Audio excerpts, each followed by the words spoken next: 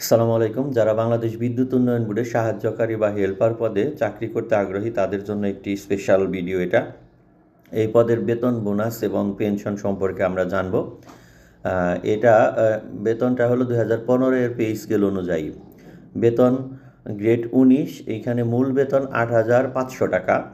এর সাথে অন্যান্য বিভিন্ন সুবিধা দিয়ে আছে, যেমন ৮,৫০০ টাকা এটি প্রত্যেক বছর 4% হারে বৃদ্ধি পাবে, অর্থাৎ সর্বমোট বেতনও বৃদ্ধি পাবে যেহেতু অন্যান্য ভাতাগুলো এর সাথে সম্পৃক্ত।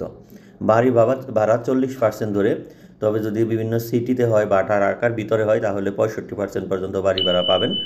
সেই হিসেবে 40% ধরে 3400 টাকা, কারণ বিভিন্ন উপজেলা বা জেলাভিত্তিক সাধারণ জেলাভিত্তিক যদি শহরে আপনার ডিউটি হয় অফিস, সেই ক্ষেত্রে 40%ই পাবেন।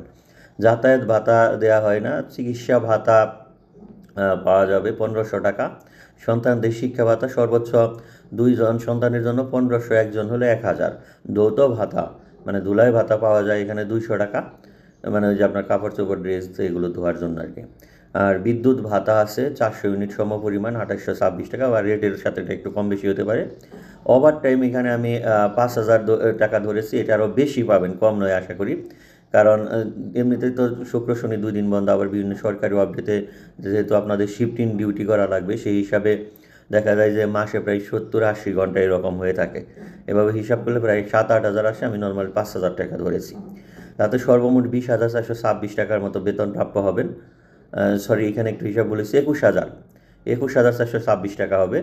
আর জিপিএফ আছে গভর্নমেন্ট প্রভিডেন্ট ফান্ডে, আপনার 10 থেকে 25% পর্যন্ত আপনি কাটাতে পারেন, আপনি যা কাটাবেন সরকারও তাই দিবে আবার। তো আপনি 10% ধরেছি 850 টাকা। আর বিভিন্ন কল্যাণ তহবিল, গোষ্ঠী বিমার চাঁদা ইত্যাদি আছে 40-50 টাকা করে, তাতে 940 টাকার মতো কর্তন করা হবে। যদি ইনকাম ট্যাক্সের মধ্যে পড়েন তাহলে সেই ক্ষেত্রে আপনার ইনকাম ট্যাক্সও কর্তন করা হবে, সেটা আবার বছর শেষে আপনাকে রিসিট দেওয়া হবে, তো সেটা দিয়ে ইনকাম ট্যাক্সে জমার যে ডকুমেন্ট সাবমিট করতে পারবেন। তাতে নিট পদে হলো 21,426 থেকে 940 বিয়োগ করলে আপনার অ্যাকাউন্টে 20,986 টাকা। আশা করি যে এর চেয়ে আরও বাড়বে ওভার টাইমে হিসাব করলে, ঠিক আছে। 25,000 টাকার মতো এরকম আসবে।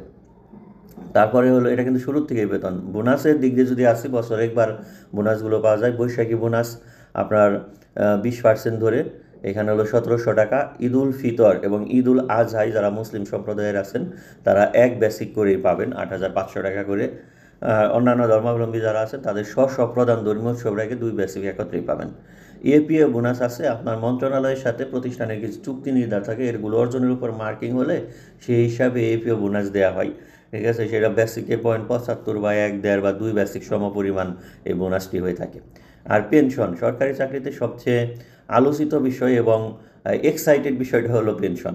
পেনশনের জন্য আপনার ব্যক্তিগত বয়স, আপনি 60 বছর পর্যন্ত চাকরি করতে পারবেন।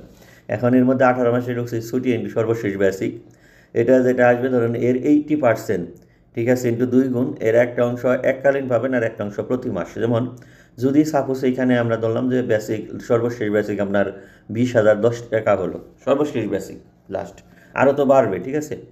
তো সর্বশেষ বেসিক যদি 20,010 টাকা, 80% 16,008 টাকা, জাস্ট থামনোর বোঝানোর জন্য, ইন্টু 2 দিয়ে গুণ করলে, সরি 2 দিয়ে ভাগ করতে হবে, 2 দিয়ে ভাগ করলে 8,004 টাকা প্রত্যেক মাসে আপনার নিজের স্যালারির মতো পাবেন পেনশন যতদিন বেঁচে থাকবেন।